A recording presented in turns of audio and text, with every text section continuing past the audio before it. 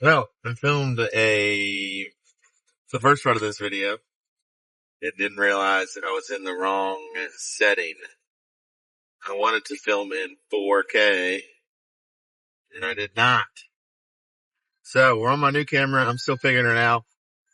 If I'm not in the movie setting and I record, it does not crop, but it is only HD 1080, I think. So it was not very important. Anyways, I was just saying that I have a CO2 tank there. That one is a filled one that is, still in date. The one that was in this Jeep was 15 years out of date. So I wanted to exchange it because I'm selling it. Nate's buying it. He's been back and forth on the fence about running onboard air and air lockers versus e-lockers, and still wanting a CO2 tank to fill tires with. Because with these 20-pound tanks, I think you can fill up like 20 times or 20 times 4 tires, which is pretty crazy. But I've only used the setup like twice. I've got a very good onboard air system on here, 5-gallon tank, which I've recently updated in my attempts to make this thing a little bit more functional. But more on that in a minute. Anyways, Nate's buying it and giving him a good deal on it. And he's getting the regulator, the bracket, hopefully the clamps. Whoever put them together ran the bolts too far down into the bracket and it went into a unthreaded portion. And I don't know if it's cross threaded or what, but they're tight. So I'm going to try and get those out of there. He had mentioned something about just wanting to bolt it to the tub anyways. So we'll deal with that later, but got the tank swapped out, which is cool. I didn't know. I've never had a CO2 tank before, and I didn't know if it was just a restaurant style CO2 tank, and I didn't know if it was retrofitted with a different valve or something, but it's all the same. So cool stuff. It was $63.80 to get it swapped.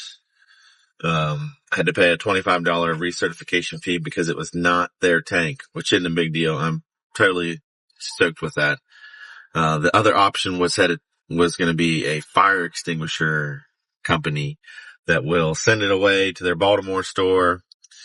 They would test it and it would be the same tank and it would be filled by them and it wouldn't be an exchange, because that's what this was. This was an exchange, and the fill was $36 and the certification fee was $25 because it wasn't their tank. But if it is their tank, they will swap it out for free, even if it's out of date. So good news for Nate. In the future, there's a Roberts Oxygen in Winchester, which is probably the one that he would ever deal with. And I don't even know how full the other tank was, but it was so out of date and I wanted to get it taken care of for him. So he's buying it. He's getting the regulator, the bracket tank that's ready to go, full and filled. And then on the Jeep, I have been working on making it drive a little bit better. It's the first time I've drove it since updating the rock jock. So I have a rock jock and a rock. Say that 3 times fast. And it's about, I want to say it's 13 years old. And it was a 0.75 inch bar, torsion bar.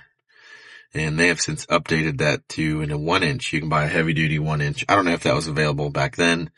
But it was something I found out about and wanted to do, because I was going to swap back to a factory style sway bar with quick disconnects, because I think they drive a little bit better on road, but then you have to disconnect them off road. The anti-rock is supposed to be the best of both worlds. So first time driving it with it, and it does feel a lot tighter. I still don't have a rear sway bar. I have the end links, but I'm waiting on a guy to pull it off, and then I'm going to go pick it up and put it on. And then I redid the pack out stuff back there. I added a bunch of sound deadening. And I'm going to try and find some carpet. Make it a little bit more reasonable. I'd love to find some carpet for the whole interior,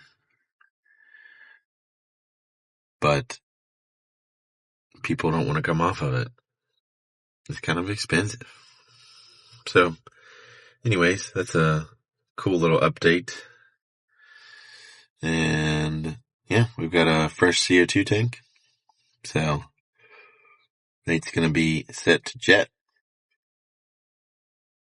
But yeah, I think that'll about do it. So recording on my new camera, Canon R50 with a 10 to 18 millimeter lens.